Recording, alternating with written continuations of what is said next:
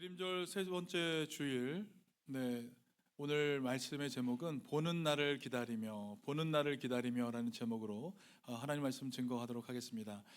대림절 세 번째 주일의 그 촛불은 기쁨의 촛불입니다. 여러분들의 삶에 예수님으로 인해서 기뻐하는 삶 사시기를 간절히 소망합니다. 우리 좌우에 계신 분들과 한번 이 시간 인사 다시 한번 축복하실 때 주님의 이름으로 축복합니다 라고 한번 인사하면 어떨까요?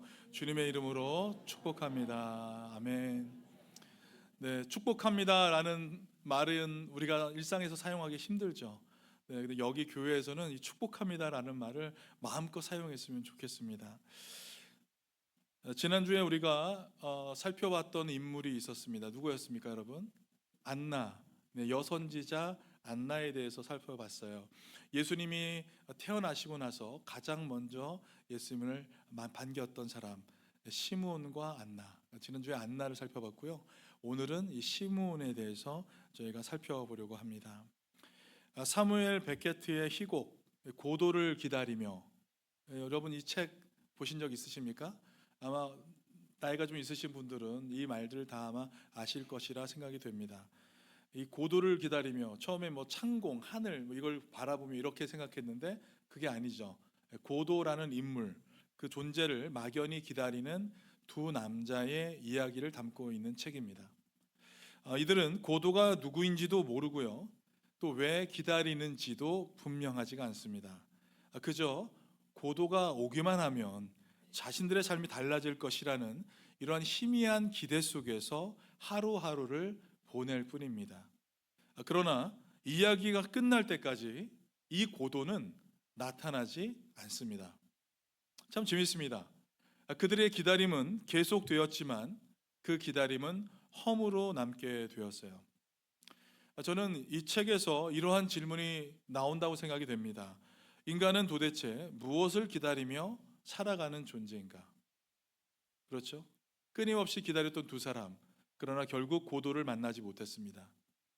무엇을 기다리며 인간은 살아가는 존재인가? 이런 질문을 던질 수 있다고 생각이 됩니다. 오늘 우리는 이 질문을 누가복음 2장의 한 노인 시므온을 통해서 한번 생각해 보려고 합니다. 여러분, 시므온도 기다리는 사람이었습니다. 그러나 그의 기다림은 앞서 말한 고도를 기다린 이들과는 전혀 달랐던 기다림이었습니다. 시므온은 누구를 기다리는지 알고 있었고요, 또 왜 기다리는지 그 목적 또한 분명히 알고 있었고, 무엇보다도 하나님의 약속을 붙들고 그것을 기다렸던 사람이었습니다. 말씀 앞에서 오늘 우리에게도 이러한 질문을 던질 수가 있습니다. 우리는 무엇을 기다리며 살아가고 있습니까? 무엇을 기다리며 살아가고 있습니까? 성경에는 기다리는 것, 사람이 여러 등장하게 되죠. 그래서 성경에 대표적으로 기다렸던 사람이 한 분 있습니다. 바로 노아입니다. 여러분, 노아는요, 하나님께서 세상의 죄를 홍수로 심판하시겠다라는 이 말씀을 들었어요. 그런데 놀라운 게 창세기 2장 5절에 보니까 여호와 하나님이 땅에 비를 내리지 아니하셨고 땅을 갈 사람도 없었으므로 안개만 땅에서 올라와 온 지면을 적셨더라 라는 구절이 있습니다. 그리고 나서 하나님께서 비를 내리셨다는 특별한 구절이 나오지 않은 상태에서 노아의 시대까지 오게 된 거예요. 그러니까 노아는 비를 본 적도 없고요, 홍수를 경험한 적도 없었을 것입니다. 그러나 말씀을 믿고요, 어디에다 배를 지었습니까? 산 중턱에 방주를 짓게 되었습니다. 여러분, 비가 내리지 않던 그런 시대에서, 바다가 아닌 산에서 배를 짓는다는 것은 사람들 눈에 정말 어리석음 그 자체였다, 이렇게 볼 수 있을 것입니다. 무려 여러분, 이것을 얼마나 했냐면 100년 동안 했어요. 100년 동안 산에다가 방주를 지었습니다. 그러나 노아는 묵묵히 그 자리를 지켰습니다. 그 시간 동안 많은 사람들은 노아를 조롱했고 비웃었고, 언제까지 그런 헛된 일을 할 것이냐 조롱했을 것입니다. 그러나 노아는 사람들의 말이 아니라 하나님의 약속을 기다리는 사람이었어요. 그의 기다림은 헛된 기대가 아니라 말씀에 뿌리를 둔 그러한 기다림이었고, 결국 그 기다림은 구원의 방주로 완성되었습니다. 사랑하는 성도 여러분, 우리의 기다림은 어떠합니까? 오늘 말씀을 통해서 우리의 삶이 헛된 기다림 속에서 삶을 소모하는 그런 인생이 아니라 노아처럼, 시므온처럼 참된 소망 가운데 서 있으시는 그런 주님의 백성 되시길 주님의 이름으로 간절히 축원드립니다. 먼저 첫 번째, 시므온의 경건한 기다림에 대해서 한번 살펴보려고 합니다. 본문 25절은 시므온의 인격과 영적인 상태가 어떠한지를 소개하고 있는 장면이 나옵니다. 25절과 말씀을 같이 한번 읽겠습니다. 예루살렘에 시므온이라 하는 사람이 있으니 이 사람은 의롭고 경건하여 이스라엘의 위로를 기다리는 자라. 성령이 그 위에 계시더라. 아멘. 시므온이라는 한 인물을 단순히 소개하는 그 수준을 넘어서서 그가 어떤 시대 속에서 어떠한 영적 태도로 살아가고 있었던 사람인지를 보여주고 있습니다. 여기 이 사람이라는 표현에 여러분 한번 주목해 보시기 바랍니다. 이 표현은 헬라어 원문에서도 강조를 담고 있어요. 마치 수많은 사람들 가운데 특별히 하나님께서 주목하시는 한 사람을 가리키듯 사용되었습니다. 우리 고전에도 홍길동이나 임꺽정 이런 사람을 표현할 때 이 사람은 어렸을 때부터 힘이 세더라 이런 표현 나오지 않습니까? 그럴 때 이 사람은 보통 사람을 가리키는 게 아니죠. 특별한 사람을 가리키고 있는 것이에요. 그래서 시므온은 여기서 우연히 등장한 사람이 아니다라는 것이에요. 하나님의 구속사 역사 속에서 오랜 기다림을 대표하는 인물로 시므온이라는 사람이 등장하게 되었다는 것입니다. 당시에 여러분 400년을 이어오던 그 신구약 중간기인 영적인 암흑이 있었습니다. 구약의 마지막 성경이 무엇입니까? 말라기죠. 신약의 첫 번째 성경은 마태복음이에요. 그런데 이 구약과 신약 사이에는 400년 동안 선지자도 없었고 하나님의 말씀도 없었던 저희가 흔히들 신학적으로 표현하기에는 영적인 암흑기가 있었습니다. 이것을 신구약 중간기라고 그래요. 이 신구약 중간기가 있고 난 다음에 시므온이 등장하게 되었다는 것이에요. 그럼에도 불구하고 시므온에게는 하나님이 함께 하셨다, 하나님께서 항상 인도하셨다라는 표현을 지금 성경은 하고 있다는 것입니다. 상당히 놀라운 부분입니다. 누가는 이런 시므온을 4가지로 설명했어요. 의롭고 경건하고 하나님의 이스라엘의 위로를 기다리며 성령이 함께 하시는 사람이다. 시므온은 이런 사람이었다는 것이에요. 말라기 3장 16절에 보니까 그때 여호와를 경외하는 자들이 서로 말하며 여호와께서 그것을 분명히 들으시고 여호와를 경외하는 자와 그의 이름을 존중히 여기는 자를 위하여 여호와 앞에 있는 기념책에 기록하셨느니라. 하나님을 경외하며 높이고 의지하는 사람에 대한 하나님의 마음을 알 수가 있습니다. 시므온이 살던 때는, 그 시대는 하나님의 말씀이 거의 들리지 않았던 그 침묵의 시대였어요. 이스라엘은 로마의 지배 아래에 있었고요, 메시아에 대한 약속은 수백 년째 끊어지고 있었던 그런 시기였습니다. 시므온은 제사장이 아니었어요. 지도자도 영향력 있는 인물도 아니었습니다. 이름 없는 늙어가는 한 사람, 기다림만 길어지고 인생의 해는 저물어 가고 있었던 한 사람이었습니다. 그럼에도 불구하고 성경은 그를 이렇게 소개하고 있는 거예요. 이 사람은 의롭고 경건하여 이스라엘의 위로를 기다리는 자라. 성령이 그 위에 계시더라. 여러분, 환경은 그를 보잘것없게 만들었지만 그의 마음은 하나님 앞에 언제나 깨어 있었던 것입니다. 사람들은 그를 몰랐지만 하나님은 이 사람을 너무나 잘 알고 있었던 것이에요. 여러분, 무엇보다도 중요한 것은 시므온의 경건함이 고립된 개인의 신앙이 아니라 당시 이스라엘 안에 남아 있었던 경건한 신앙 정통의 연속선상에 그가 놓여져 있었다라는 것입니다. 그러니까 누가는 시므온을 경건한 사람들 중에 남은 자, 경건한 남은 자로 그를 표현하고 있었던 것입니다. 여러분, 당시에도 로마의 압제 속에서 정치적 메시아를 열렬히 기다리면서 폭력적 혁명을 꿈꾸던 그런 사람들이 있었습니다. 그러나 시므온은 그러한 열심 당원들과는 달리 조용히 하나님의 위로를 기다렸던 그 신실한 무리에 속해 있었던 인물이었던 것이에요.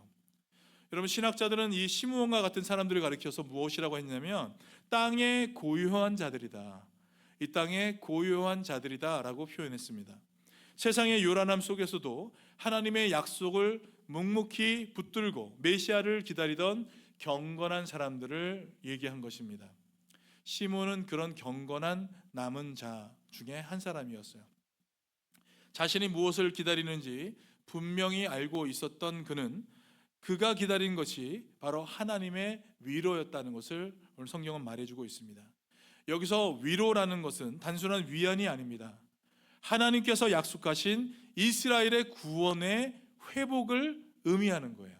그게 위로였어요. 이사야 선지자를 통해 주신 말씀처럼 메시아를 통해 하나님이 자기 백성을 다시 회복시키고 위로하실 것이라는 그 소망이 있었다는 것입니다. 그러므로 시므온은 막연한 희망을 붙든 사람이 아니라 하나님의 확실한 약속을 붙들고 기다렸던 신실한 사람이었다. 우리는 그렇게 얘기할 수 있습니다. 또한 25절과 27절에서 눈에 띄는 것은 성령님의 강한 역사입니다. 25절에서 뭐라고 되어 있었습니까? 성령께서 시므온 위에 계셨고 라고 되어 있었죠. 이 26절은 무엇이라 되어 있냐? 같이 한번 읽어보겠습니다. 그가 주의 그리스도를 보기 전에는 죽지 아니라 하는 성령의 지시를 받았더니, 성령의 약속을 시므온이 받았어요. 27절은 뭐라 되어 있습니까? 같이 읽겠습니다.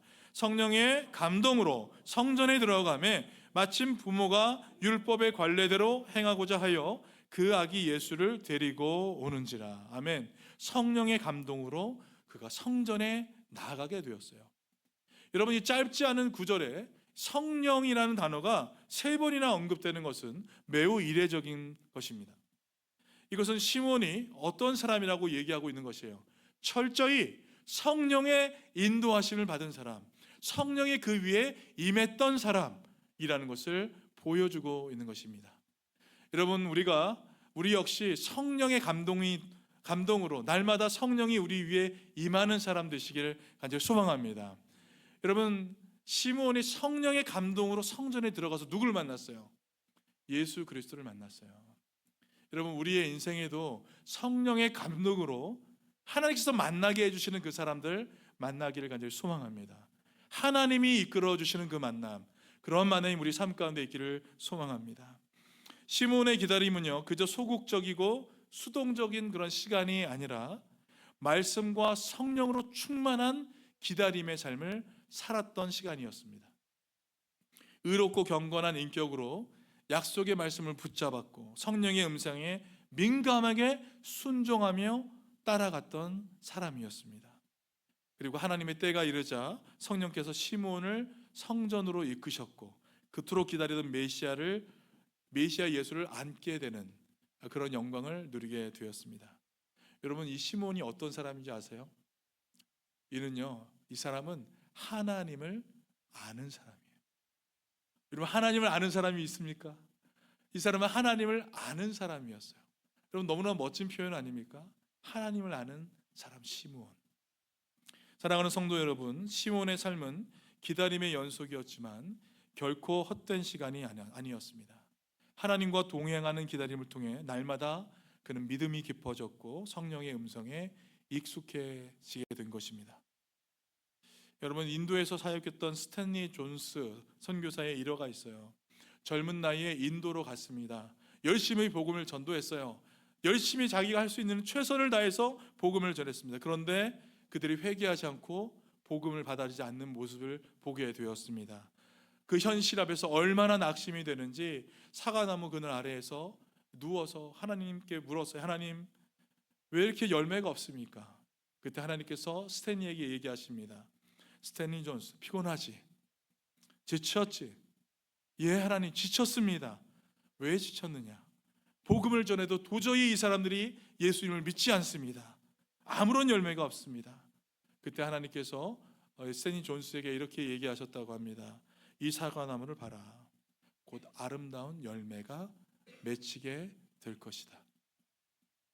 사랑하는 성도 여러분, 열매는 우리의 시간이 아니라 누구의 때에 맺히게 됩니까? 하나님의 때에 맺히게 되는 줄 믿습니다. 이 기다림의 시간은 결코 낭비가 아니라 열매를 준비하시는 하나님의 은혜의 시간이라는 것을 믿으시기 바랍니다. 잠시 닥치는 어려움과 고통을 이기지 못하고 여러분 우리가 세상에 빠지게 된다면 그 기다림은 결국에는 헛된 기다림이 될 것입니다. 그러나 하나님의 약속을 붙들고 견디는 기다림은 반드시 생명의 열매로 이어지게 됩니다. 여러분 우리의 기다림도 이와 같기를 소망합니다. 지금 무엇인가를 간절히 기도하며 기다리고 계신 것이 있으십니까? 그 시간을 불평과 낙심으로 흘려보내지 마시고 시므온과 같이 말씀과 기도와 성령과 동행하는 그 시간으로 채우시기를 간절히 소망합니다.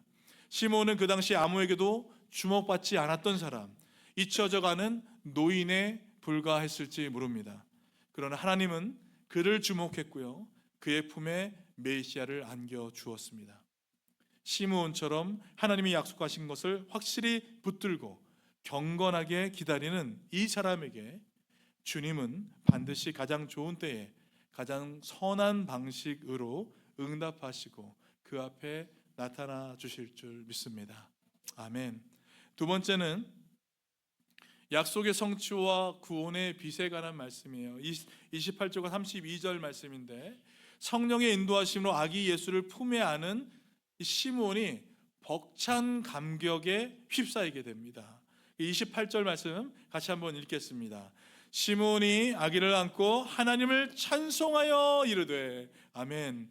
시므온이 너무 벅찬 감격에 그 아기를 안고 하나님을 찬송하며 이르되 라고 얘기하고 있어요. 그리고 그 찬송의 내용이 29절에서 32절까지의 내용입니다. 같이 한번 읽어보겠습니다.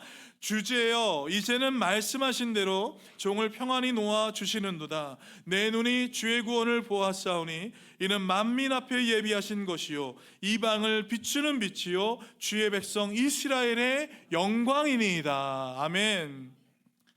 네, 시므온은 오랫동안 기다려온 그 보는 날, 성령이 얘기하셨던 그 보는 날을 보게 되었어요. 즉 하나님의 약속된 구원의 그 순간을 직접 목격하게 된 것입니다. 이것을 기쁨으로 시므온이 찬양하게 된 것이에요. 시므온은 아기 예수를 가리켜서 주의 구원이라고 선포했습니다. 이 어린 아기가 바로 하나님께서 보내주신 구원의 실체라는 것을 고백한 것입니다. 또한 이 구원이 만민 앞에 예비하신 것이다 라고 얘기했습니다. 예수님은 하나님께서 오래전부터 온 인류를 위해서 준비하신 구원자이시라는 거예요. 예수는 이방을 비추는 빛이요 이스라엘의 영광으로 오셨다 고백했습니다. 여러분 여기에는 놀라운 진리가 담겨져 있습니다. 메시아 예수께서 오심으로 이제 구원의 빛이 온 세상 모든 민족에게 비춰지게 된 것입니다. 유대인만의 메시아가 아니라 모든 족속을 구원하시는 메시아가 되신 것이에요. 동시에 예수님은 이스라엘에게는 영광이 되셨습니다. 하나님께서 이스라엘에게 주신 언약들을 신실하게 성취하시고 그들 가운데에서 구원이 나왔기 때문이에요. 이것을 구약 성경에서는 이미 예언해 놓고 있었습니다. 이사야 한 주석가는 그래서 이렇게 설명했어요. 예수 그리스도는 하나님의 구원으로서 모든 사람에게 빛을 비추시되 특별히 이방인에게는 계시의 빛이 되고 이스라엘에게는 영광이 된다라고 얘기했습니다. 그래서 이사야 49장 6절 말씀을 보시면 내가 또 너를 이방의 빛으로 삼아 나의 구원을 베풀어서 땅끝까지 이르게 하리라 라고 얘기하셨고 60장 1절에는 일어나라 빛을 발하라 이는 내 빛이 이르렀고 여호와의 영광이 내 위에 임하였음이니라 라고 선포해 주고 있습니다. 하나님께서 약속하신 그 구원의 빛이 이제 누구에게요? 한 아기의 모습으로 나타나시게 된 것입니다. 그리고 그 구원은 온 세계를 향하도록 이끄셨다는 것이에요. 여러분 이 얼마나 감격스러운 것입니까? 시몬이 이 말씀을 깨닫고 이것이 확증으로 다가와 예수를 아는 그 순간 그 벅찬 감격이 오게 된 것이에요. 시몬이 정말 평생을 기다린 그 보는 날, 그날이 그에게 드디어 임한 것입니다. 그의 눈이 주의 구원을 보았을 때 이 땅에 더 이상 미련이 없을 만큼 충분한 평안을 그는 얻게 되었습니다. 사랑하는 성도 여러분, 사람이 평생 무엇을 기다리며 사는지가 이렇게 중요합니다. 자식을 기다리고요, 자녀가 성장하기를 기다리고, 출세를 기다리고, 사업의 성공을 기다리고, 휴가를 기다리고, 행복을 누릴 날을 기다리며 살아갑니다. 여러분, 어떤 이는 평생 성공이나 부를 기다리지만 막상 잡아도 허무가 남고, 잡지 못하면 좌절이 남습니다. 그러나 여러분, 시므온처럼 구주 예수 그리스도를 바라고 기다리는 인생은 결코 헛된 인생이 아닌 줄 믿습니다. 그리스도인의 신앙도 역시 기다림의 신앙이에요. 기도의 응답을 기다리고, 은혜를 기다리고, 다시 오실 주님을 기다리는 영적 기다림, 그것이 우리 신앙인에게 모두 다 있습니다. 그런데 여러분, 문제는 우리가 이 기다림을 너무 쉽게 포기하거나 조급하게 마음을 먹는 데 있습니다. 조급하니까 누가 나오는 것이에요? 이단이 나오는 거예요. 예수님 오신다고 했는데 아직 오시지 않으니까 이단들이 자꾸 나와서 몇 월 며칠에 예수님 오실 것이다, 그런 표현들이 나오게 되는 것이죠. 스페인의 소설가 세르반테스가 돈키호테를 쓴 그런 말에 이런 말을 남겼습니다. 로마는 하루아침에 이루어지지 않는다. 네, 로마는 하루아침에 이루어지지 않는다. 위대한 로마 제국이 하루아침에 뚝딱 여러분 세워졌겠습니까? 그렇지 않죠. 수백 년의 시간과 인내, 그리고 수많은 사람들의 노력과 기술로 이 로마의 제국이 세워지게 된 것입니다. 우리의 큰 문제는 바로 이 조급함에 있습니다. 그래서 우리 속담에도 이런 말이 있지 않습니까? 우물에서 뭘 찾아요? 숭늉을 찾는다, 이런 표현 있잖아요. 너무 조급한 나머지 우물에서 어떻게 숭늉이 나와요? 구소련이 경제 공황을 겪던 시절에 한 신문에 이런 보도가 실린 적이 있습니다. 100살이 된 노파가 우유 한 병을 사기 위해 2주 동안 줄을 섰다, 이런 이야기예요. 이 이야기가 여러분 우리에게 어리석게 들릴지는 모르겠지만 인내하며 또한 기다릴 수밖에 없었던 그 현실 속에서 기다림은 선택이 아니라 삶의 태도였다는 것을 보여주고 있습니다. 그런데 여러분, 오늘날 우리는 어떻습니까? 아침에 기도하고 저녁에 응답받기를 원합니다. 이러한 조급함은 언제나 문제를 해결하기보다는 오히려 상황을 약화시키는 큰 원인이 되기도 합니다. 여러분, 우리는 참고 기다리지 못한 그 잘못 때문에 얼마나 많은 손해와 후회를 남겨왔는지 돌아볼 필요가 있습니다. 가정 안에서도 우리 자녀가 조금만 잘못해도 그걸 기다리지 못해요. 자녀가 스스로 그걸 깨닫고 돌아설 수 있는 시간도 필요한데 그걸 기다리지 못해요. 금방 말로 실수해요.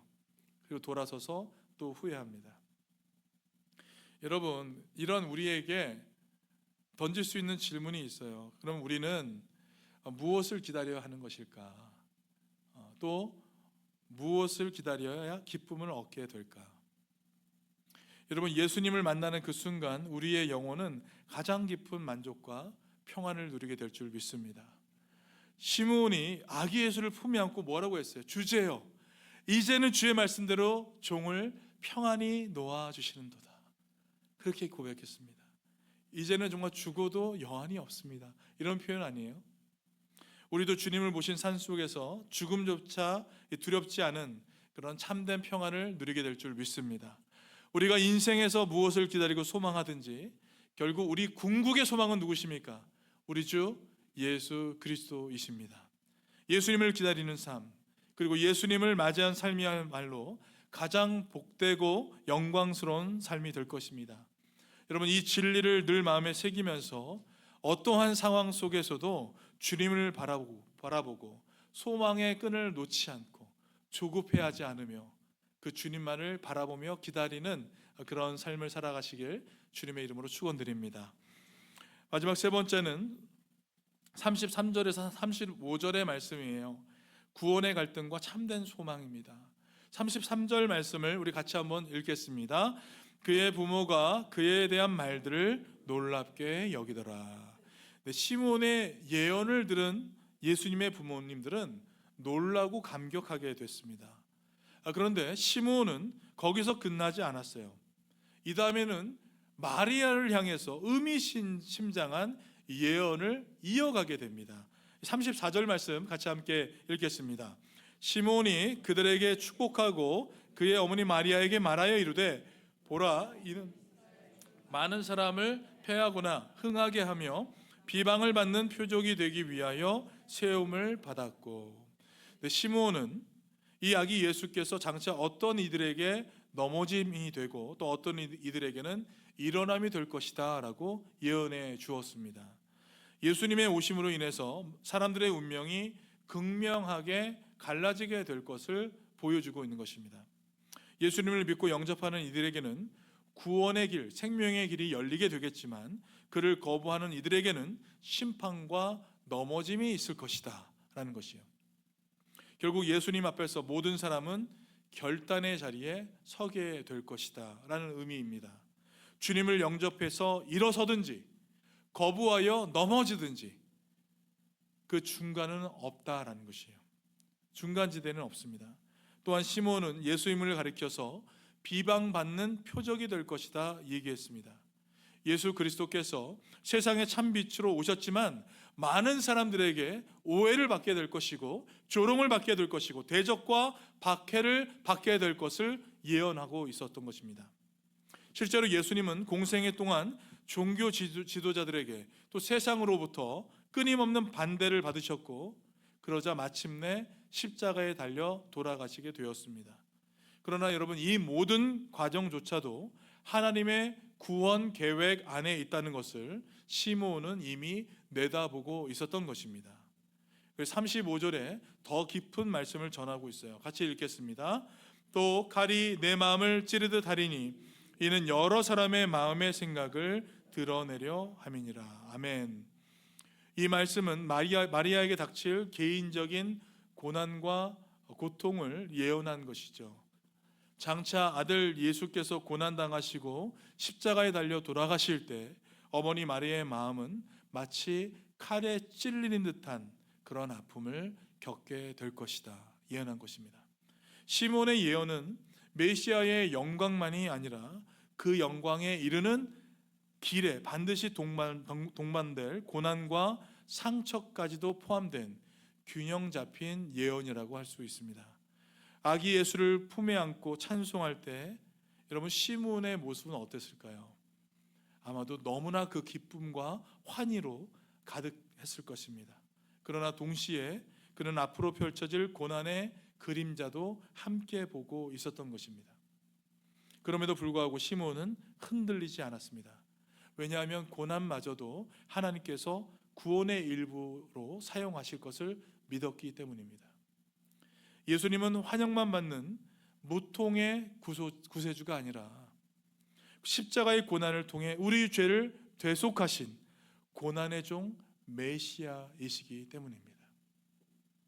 그 길을 통해서 하나님은 구원의 길을 완성하셨습니다. 여기서 우리는 시몬의 인생을 다시 한번 살펴보게 됩니다.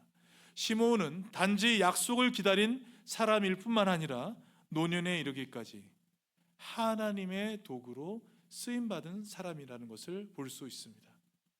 하나님의 약속을 눈으로 보았을 뿐만 아니라 성령의 인도하심 속에서 예수님의 사역과 마리아의 고통까지 예언하면서 하나님의 뜻을 전하는 통로로 그가 쓰임받게 된 것입니다. 하나님은 오늘도 이렇게 헌신된 사람들을 당신의 역사를 이루는 도구로 사용하시는 줄 믿습니다.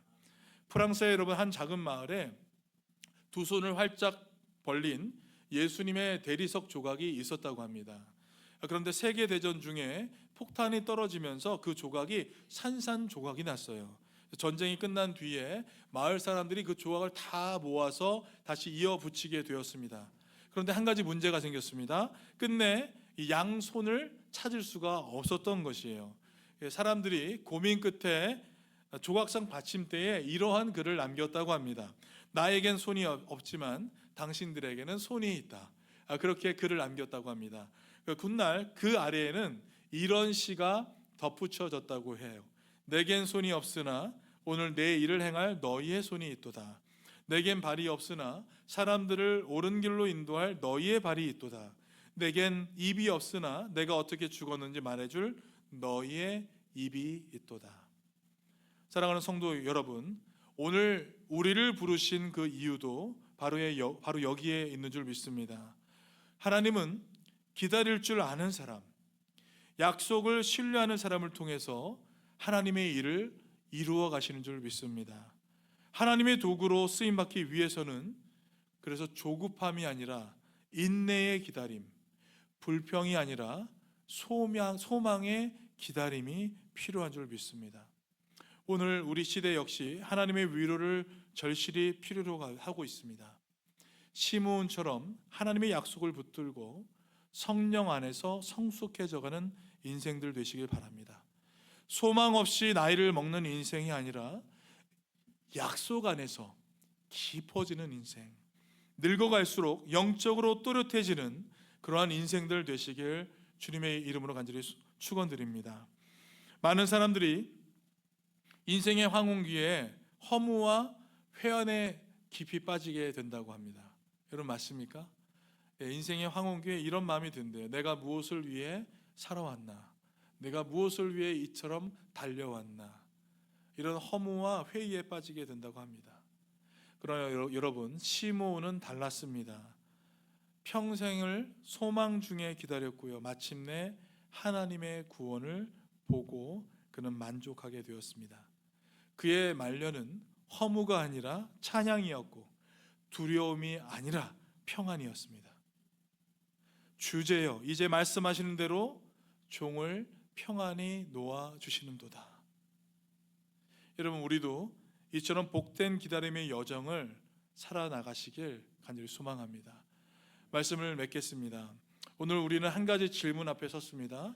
우리는 무엇을 기다리며 살아가고 있습니까? 세상은 끊임없이 우리에게 다른 기다림을 제시하고 있습니다. 성공을 기다려라. 인정받는 날을 기다려라. 형편이 좋아지는 날을 기다려라. 문제가 사라지는 날을 기다리라 말하고 있습니다. 그러나 그런 기다림은 우리를 더 지치게 하고 더 조급하게 만들고 결국 허무한 인생으로 만들게 될 것입니다. 고도를 기다리며 그 두 사람처럼 언젠가 붙들고 살지만 정작 그 언젠가가 오지 않는 삶이 될 수도 있습니다. 하지만 여러분, 시므온은 달랐습니다. 그는 하나님의 약속을 붙잡았어요. 그리고 그 약속을 기다렸습니다. 그리고 그 약속을 붙들게 하신 성령의 인도하심을 붙잡고 살아갔습니다. 그리고 마침내 보는 날을 맞이했어요. 눈으로 구원을 보았습니다. 두 팔로 그 구원을 안았습니다. 그리고 입술로 고백했어요. 주제여, 이제는 말씀하신 대로 종을 평안히 놓아주시는도다. 세상에서 더 붙잡을 것이 없어서가 아니라 하나님을 품었기에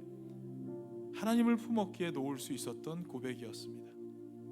여러분, 죽음이 가까워서 평안했던 것이 아니라 구원을 보았기에 그는 평안했던 것입니다.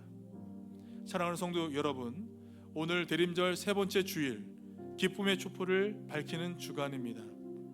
이 기쁨은 문제가 없어서 생기는 것이 아닙니다. 기쁨은 상황이 바뀌어서 솟아나는 것도 아닙니다. 기쁨은 오시는 주님을 보는 사람에게 주어지는 선물이라는 것을 믿으시기 바랍니다. 예수님을 기다리는 삶, 예수님을 만나는 삶, 여러분, 이 대림절에 그리고 남은 인생의 걸음마다 주님을 향한 이 소망의 끈을 놓지 않는 이 사람 되시기를, 마침내 보는 날에 이르러 구원을 안고 평안을 고백하는 시므온과 같은 복된 인생들 되시길 주님의 이름으로 간절히 축원드립니다. 같이 한번 기도하시겠습니다.